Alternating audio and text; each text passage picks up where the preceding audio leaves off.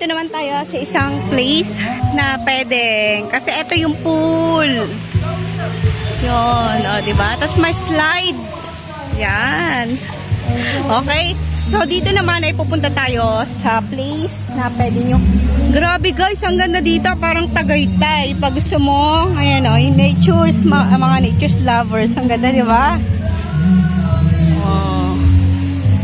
Kung gusto nyo ng mga tahimik na lugar, eto yung place.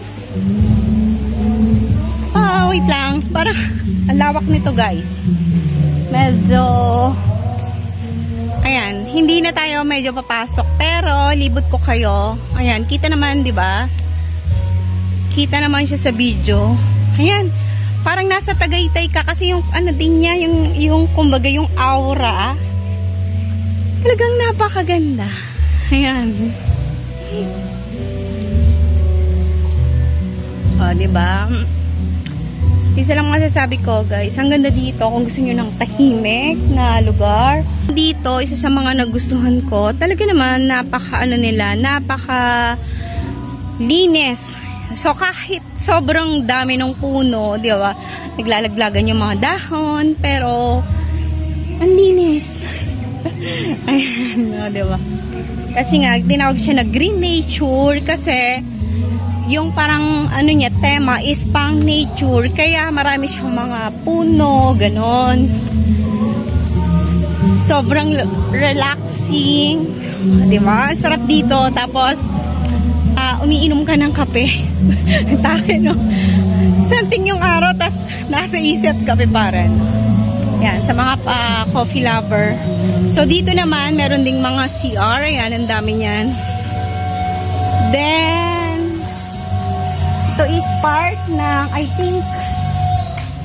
I think ano to, pwede din ditong yung mga ano,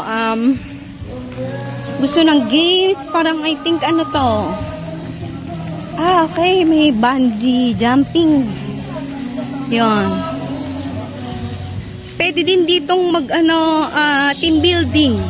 Parang yon, tingin ko. Bawal po dito. May putukan po. Putukan po, nagliliparan po. Okay, sige po, thank you. Sige, thank you. Yan.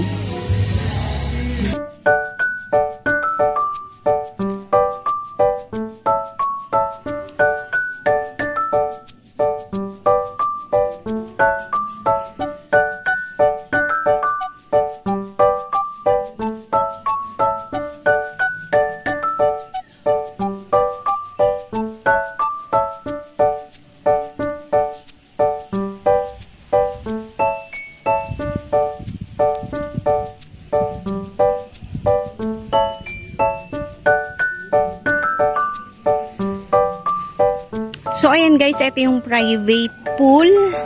Ayan. Wait lang, sara natin yung gate. Ito yung private pool. So, ganda, sobrang linis. So, syempre, bago ka punta sa pool, then, meron sila ditong shower area. Ayan. So, tour ko kayo.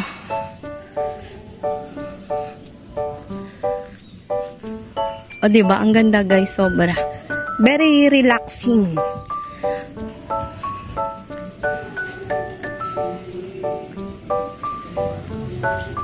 Ayan.